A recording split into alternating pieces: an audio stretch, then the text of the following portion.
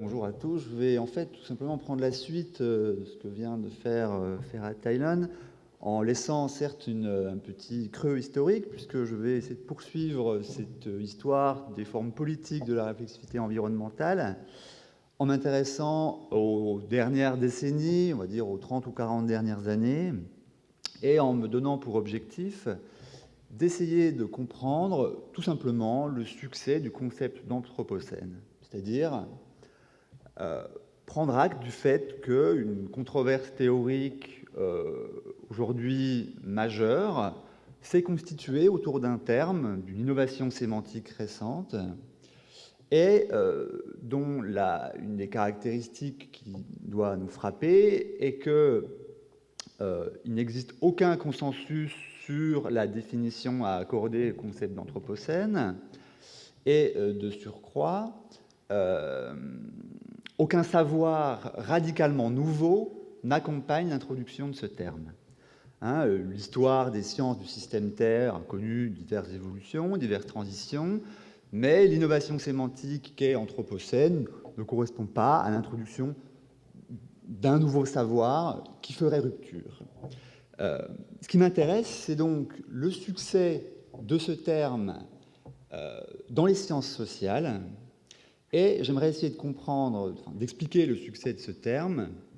si vous voulez, de manière symptomale, en essayant de faire l'hypothèse que donc son émergence, son succès, les controverses qui lui sont liées,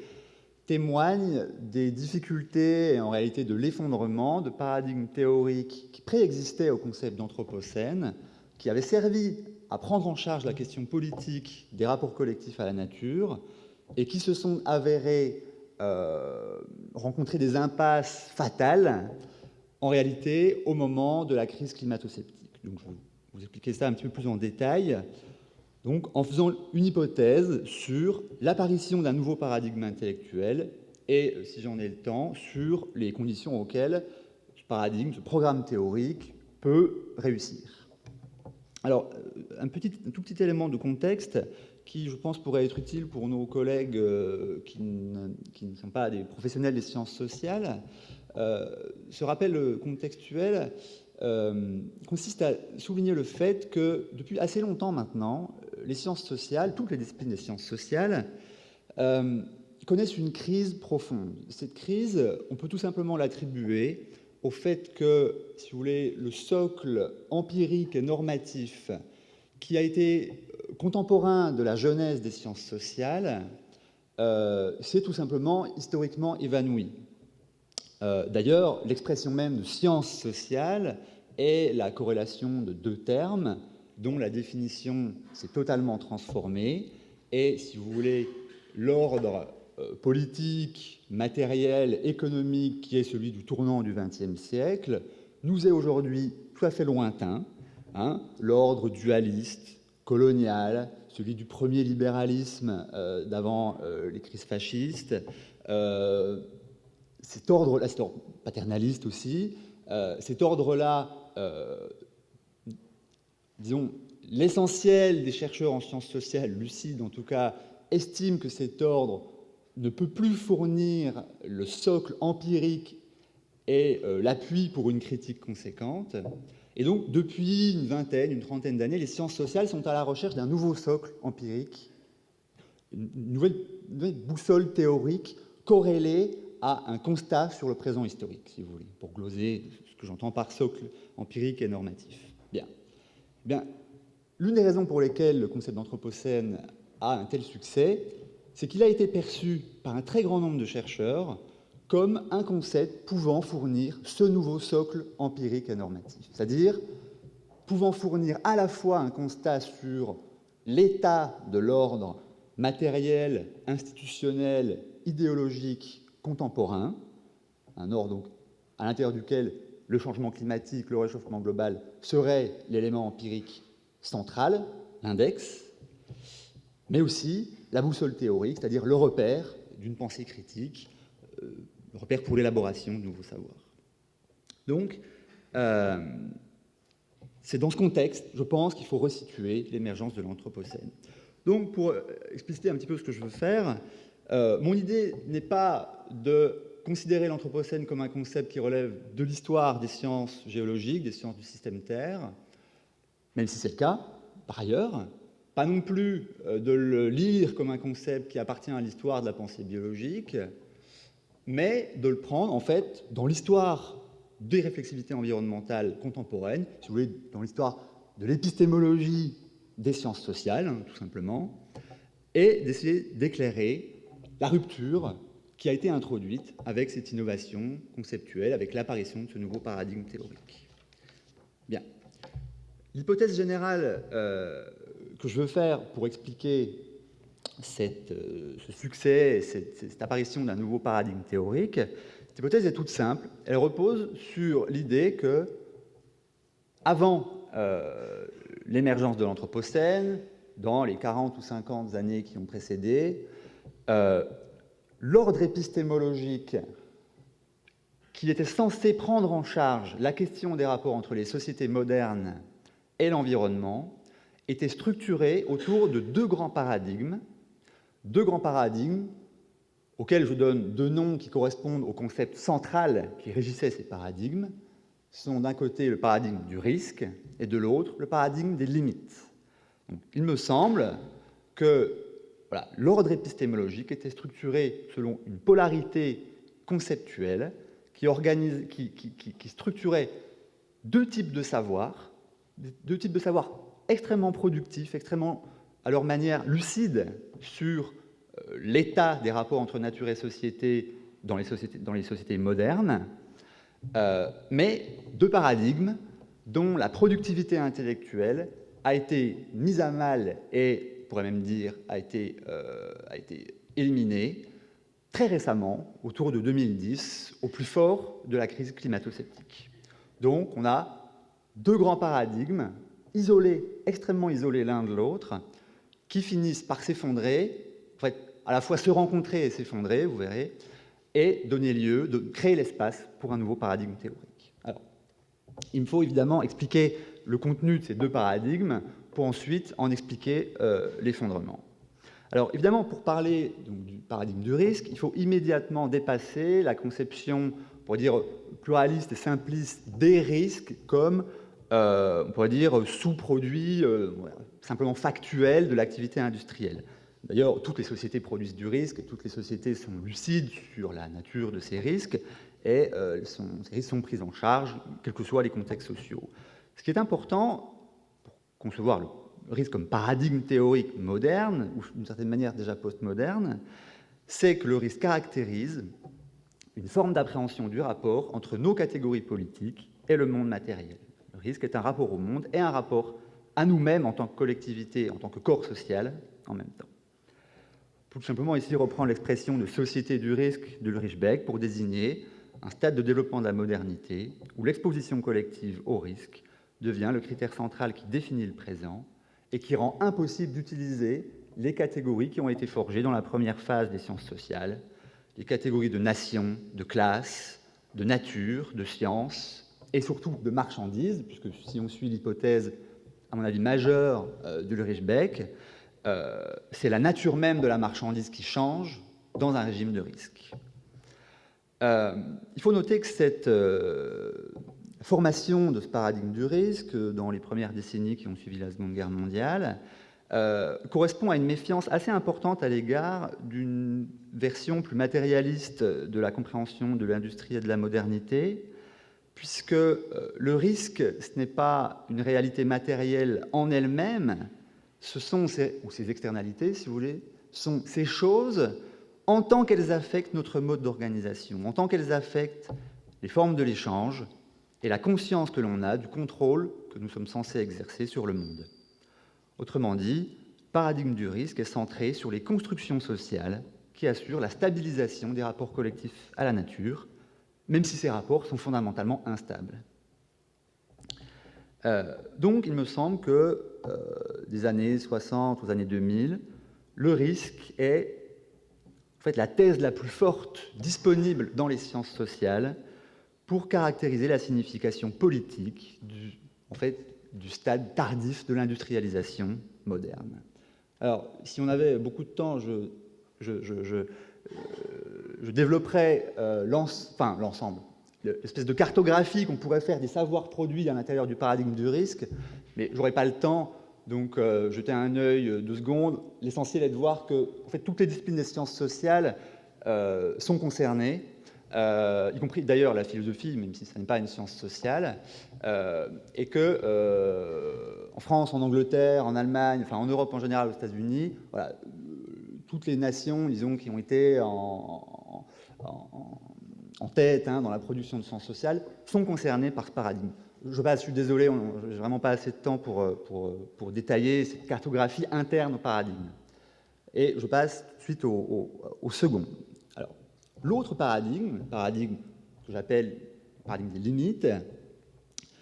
est un paradigme totalement adverse à celui du risque, même s'ils n'ont jamais discuté l'un avec l'autre, dans le sens où c'est un paradigme tout à fait matérialiste, dont, si vous voulez, le credo central consiste à montrer combien le projet moderne d'autonomie politique et donc d'affranchissement à l'égard de la nature est en réalité tributaire de conditions physiques, de conditions matérielles, et que d'une certaine manière, ce projet d'autonomie politique est une pure et simple illusion. Le paradigme des limites fonctionne en collectant des données relatives aux échanges métaboliques, aux dépendances énergétiques qui se sont nouées entre le monde social et la nature à partir de la révolution industrielle au moins, et probablement plus tôt d'ailleurs, et un très large ensemble de travaux ont contribué à façonner ce contre-récit de la modernisation dont l'appui critique repose largement sur le concept de limite.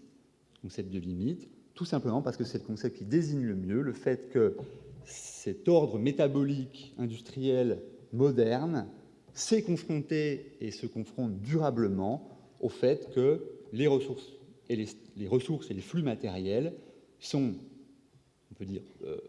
quantitativement limités et structurellement vulnérables. Donc c'est une réécriture critique de l'idéal cornucopien né au XVIIIe siècle, qui est contemporain de la libération des terres et du travail à l'égard de l'ancien système féodal, mais qui est aussi contemporain des perturbations systémiques que cet idéal moderniste a fini par provoquer. Cette tradition, on peut la faire remonter beaucoup plus loin que le paradigme du risque, puisque on peut évoquer le travail d'Engels, la dialectique de la nature est peut-être l'acte de naissance de ce paradigme, mais peut-être même encore avant à Malthus, tout simplement, qui est un des grands penseurs des limites. Mais il me semble qu'il est néanmoins contemporain du paradigme du risque, dans le sens où l'incorporation d'une pensée métabolique, d'une pensée des limites, à l'intérieur des sciences sociales, et non plus comme un challenge extérieur à une rationalité sociologique et politique, s'est faite à peu près au même moment que le paradigme du risque, c'est-à-dire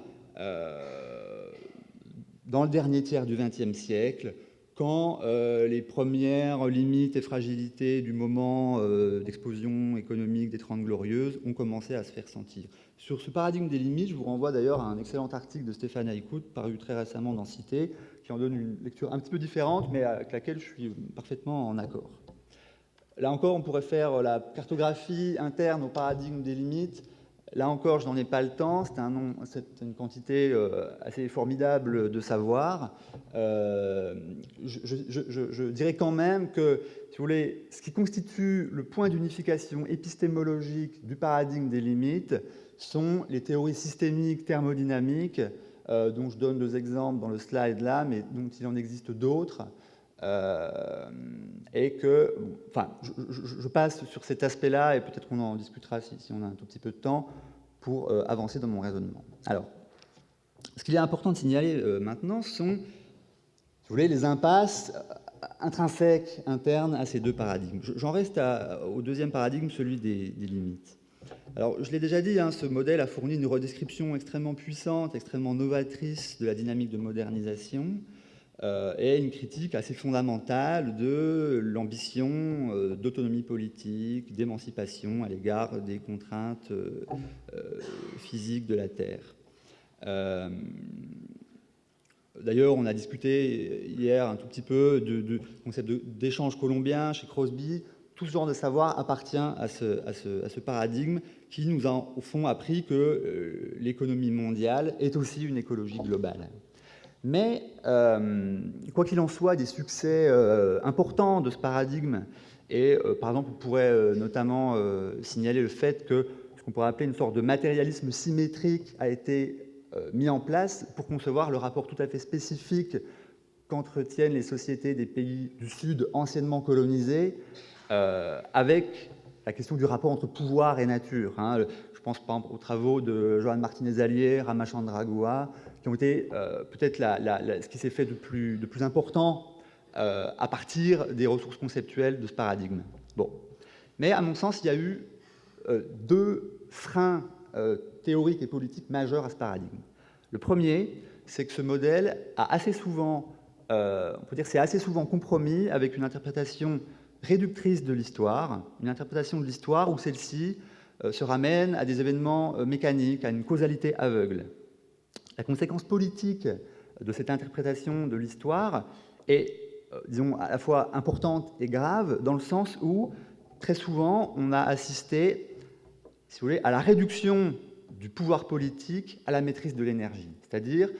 à une forme de pouvoir qui s'auto-institue sous la forme d'un pur fait technologique, scientifique et matériel, et qui est donc qui correspond à un oubli des caractéristiques institutionnelles, juridiques, idéologiques de la modernisation, qui, à mon sens, sont indissociables du concept même de modernité. Donc, on pourrait dire qu'il y a parfois une sorte de fétichisme énergétique dans le paradigme métabolique, le paradigme des limites, qui en a été un frein interne. L'autre aspect de l'échec du paradigme des limites, qui est peut-être celui qui a été le frein mortel, c'est qu'à l'intérieur de ce paradigme, de très nombreux auteurs se sont crus autorisés à émettre des paris sur l'avenir. Le cas le plus important, c'est Paul Ehrlich dans The Population Bomb, qui a fait un pari d'effondrement, et tous les paris qui ont été faits ont été perdus. Alors, ce qui ne veut pas dire que le raisonnement qui a permis de construire le pari était totalement fallacieux, mais en tout cas, le jeu des scénarios d'avenir, et notamment des scénarios d'effondrement, n'ayant pas été suivi des effets exactement équivalents, exactement adéquats à la prévision, on va dire, a contribué à la perte de crédibilité de ce paradigme. J'y reviendrai. Bon, du côté du risque, on peut, de manière analogue, établir un bilan nuancé, un bilan critique. Évidemment, je l'ai dit tout à l'heure, le paradigme du risque est fondamental pour comprendre la modernité, puisque, contrairement à celui des limites, il a montré que les choix technologiques sont toujours des choix politiques, sont incorporés aux dynamiques institutionnelles, juridiques, politiques, et que donc les notions d'objectivité, de prévisibilité, de stabilisation de la réalité par la science sont liées à des procédures de décision strictement politiques, irréductibles à des purs phénomènes matériels, mécaniques. Par contre, ce qui a constitué, on peut dire, l'impasse interne au paradigme du risque, c'est son caractère profondément ambigu, c'est-à-dire politiquement ambivalent. Je m'explique. D'un côté, et ça a été très souvent le cas dans les interprétations du risque qui ont été menées par la sociologie française, notamment, la sociologie du risque, la sociologie pragmatique du risque, le risque a été interprété comme une opportunité décisive pour la société civile de se repolitiser, de se remobiliser, et donc d'intervenir comme un corps social régénéré dans ses facultés politiques dans les processus de décision. Le risque était donc interprété, parfois encore, comme une nouvelle étape de la démocratie, à travers les concepts de forum participatif, de démocratie technique, à travers la remise en question du couple entre profanes et experts, des choses qui sont devenues quasiment fondateurs dans la sociologie européenne contemporaine. Donc, pour cette interprétation du risque, la confrontation avec la nature est porteuse d'une restructuration du rapport entre société, pouvoir et nature. De l'autre côté, l'autre interprétation du risque, en fait l'interprétation qui est portée par les défenseurs les plus dogmatiques du concept même de risque, cette seconde interprétation considère le risque comme une marchandise parmi d'autres, comme une marchandise normale, c'est-à-dire que le risque, dès lors qu'il est calculé, il peut être échangé, valorisé, intégrés à des modèles de théorie du choix rationnel, à des modèles néoclassiques, c'est-à-dire qu'il serait possible de contrôler les déprédations environnementales à partir de la gestion économique des risques comme objet d'échange, comme marchandise. On pourrait parler d'une sorte de réflexivité automatisée par les marchés qui prendrait en charge la jeunesse de risque par l'industrie. Ces deux interprétations du concept de risque sont toutes les deux, on peut dire, légitimes dans le sens où elles tirent profit de quelque chose qui existe dans les savoirs produits à l'intérieur de ce paradigme, mais le fait qu'elles coexistent toujours d'ailleurs, constitue, on peut dire, une tension interne au paradigme qui l'empêche de produire, on peut dire, une nouvelle révolution théorique qui prendrait en charge la question du réchauffement global, du changement climatique. Donc là aussi, il y a une impasse dans le paradigme du risque. Alors, maintenant, j'en viens à l'avant-dernière étape de ma réflexion, qui consiste à expliquer les raisons de l'effondrement de ces deux paradigmes. À mon avis, on pourrait tout à fait concevoir de manière irénique que l'émergence d'un risque global comme le réchauffement global, le changement climatique, constituerait l'occasion parfaite pour chacun des deux paradigmes de se rendre compte de ses propres limites et d'emprunter à l'autre des modèles, des hypothèses, des concepts, des orientations politiques. Puisque tout simplement, le risque global, c'est le fait que, et c'est peut-être ce que désigne l'Anthropocène, c'est le fait que la totalité de l'expérience sociale que nous pouvons faire du milieu naturel est en fait saturée par du risque. On pourrait dire qu'il n'y a plus d'autre expérience possible de la nature dans l'Anthropocène qu'une expérience caractérisée comme risque. Bon. Mais malheureusement, cette issue possible par simple réconciliation de deux paradigmes ne s'est pas produite. Elle ne s'est pas produite tout simplement parce qu'il n'en va pas de même des paradigmes théoriques et des simples réalités matérielles, et l'unification épistémologique de deux corps de connaissances auparavant isolés ne se fait jamais sous la forme de la paix, en tout cas de l'alliance immédiate et spontanée. En réalité, ce qui permet de comprendre les conditions de restructuration du champ épistémologique autour de 2010, c'est la crise climato-sceptique. Je crois que je n'ai plus beaucoup de temps, donc je vais essayer de faire vite. En fait, je ne sais pas du tout de combien de temps. Ah, 10 minutes, ça va, tout va bien. Alors, pourquoi il me semble que la crise climato-sceptique a joué un rôle, en fait, catalyseur, a précipité la chute du paradigme du risque et de celui des limites? Tout simplement parce que, et je reprends ici les analyses, à mon avis, décisives de Oreskes et Conway dans Les marchands de doute, le débat sur les causes du changement climatique a fait l'objet de ce qu'on peut appeler, avec ces deux sociologues, un prolongement artificiel de la controverse. Tout simplement parce que les lobbies énergétiques, ayant vu l'intérêt qu'il y avait à créer le doute sur les causes du changement climatique, les causes en fait anthropiques et plus exactement industrielles du changement climatique, et étant donné également l'extraordinaire complexité des savoirs climatologiques, le fait que ce sont des savoirs statistiques, probabilistes, des savoirs extrêmement appareillés, dont il est très difficile d'extraire des conclusions univoques, et d'extraire de ces conclusions univoques des repères pour l'action. En gros, la structure même de la controverse sur les causes du changement climatique a été exploitée par les marchands de doute, pour reprendre l'expression d'Oreskes, a été exploitée pour prolonger au-delà de son terme, on pourrait dire, normal, la controverse autour de cette question-là. Et, à mon avis, le prolongement pathologique de la controverse sur les causes du changement climatique a eu une conséquence épistémologique majeure. Cette conséquence, c'est tout simplement le fait qu'un très grand nombre de chercheurs qui étaient auparavant totalement appuyés sur le caractère politiquement productif de la controverse se sont aperçus qu'il ne fallait pas c'est pas qu'il fallait abandonner la controverse, c'est qu'il fallait, en quelque sorte, changer de braquet théorique et, on peut dire, quitter un terrain qui était de toute façon miné et rendu improductif par le lobby pétrolier, même si, en fait, très peu de gens l'ont dit, c'était ça la raison, pour s'établir sur un nouveau terrain empirique et normatif. Et on peut dire, cette migration des sociologues, politistes, philosophes, certains anthropologues aussi, s'est fixé sur un attracteur sémantique conceptuel qui est l'anthropocène. Et donc c'est à ce moment-là qu'on a vécu l'explosion du concept d'anthropocène dans les sciences sociales, par opposition aux sciences naturelles, c'est-à-dire au moment où il a fallu fuir le terrain miné d'une controverse qui n'en finissait plus et qui, à l'évidence, ne permettait plus, en fait, tout simplement de faire avancer la réflexion sur les rapports entre changement climatique et pensée politique.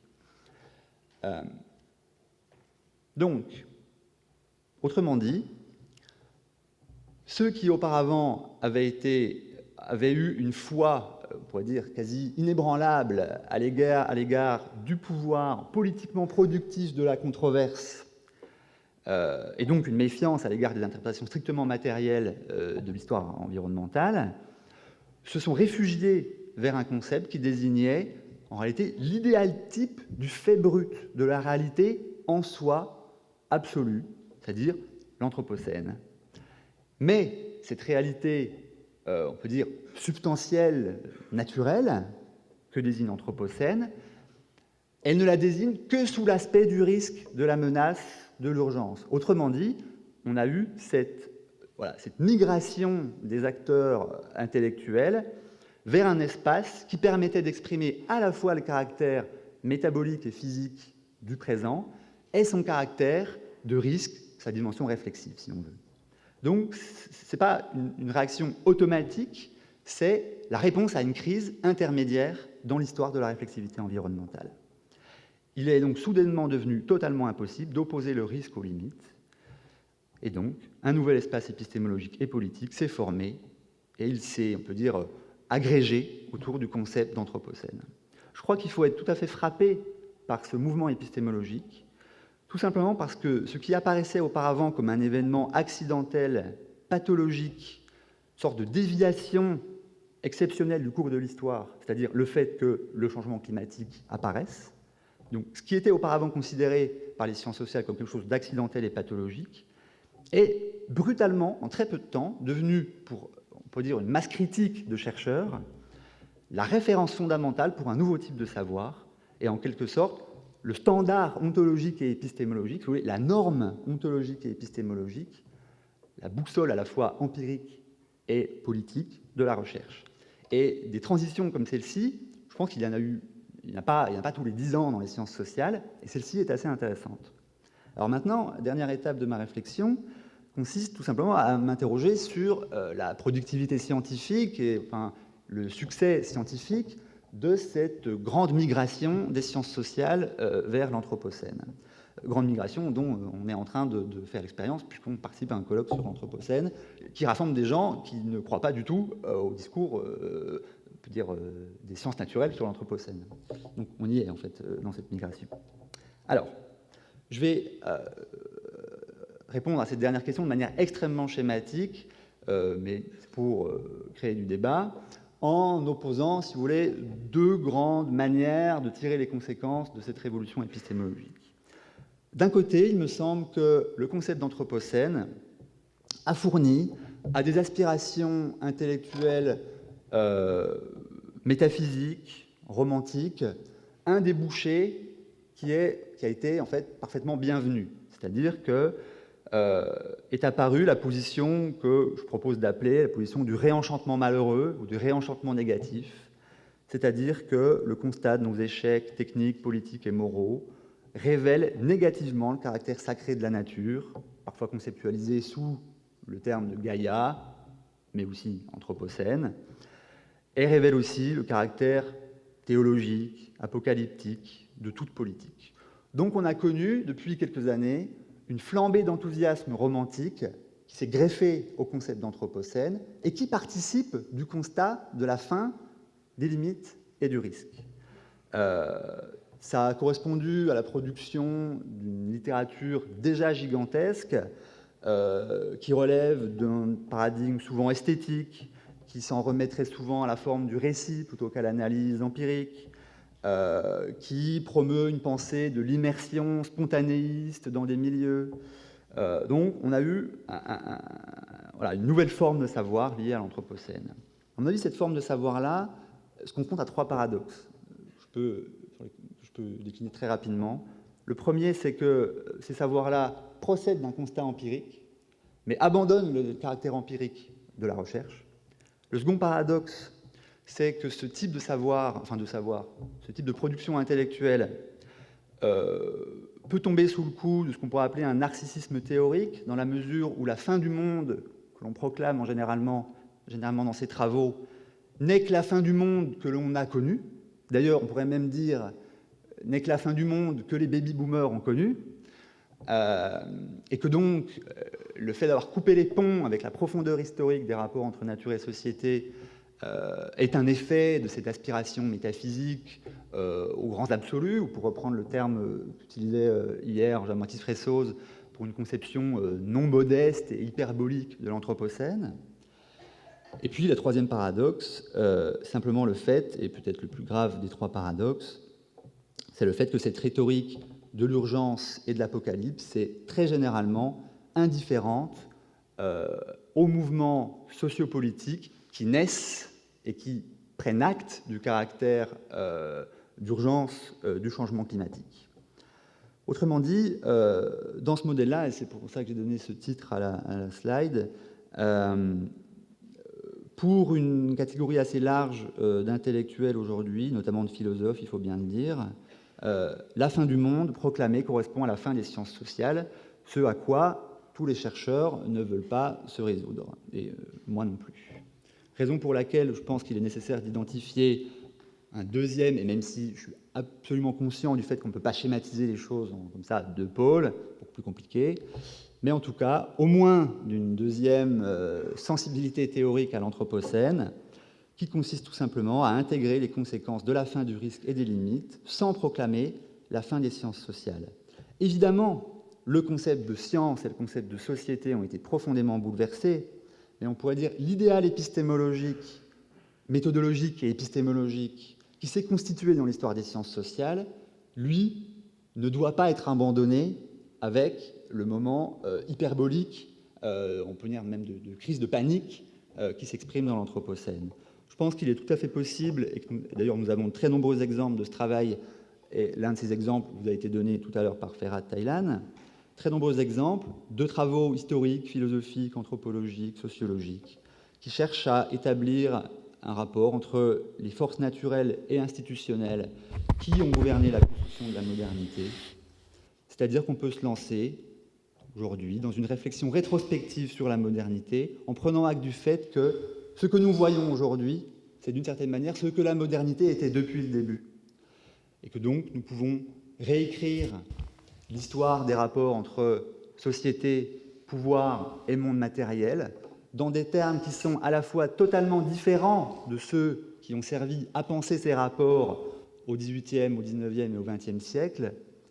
mais tout en voyant que dans les textes, dans les mouvements sociaux qui ont animé ces 2 derniers siècles,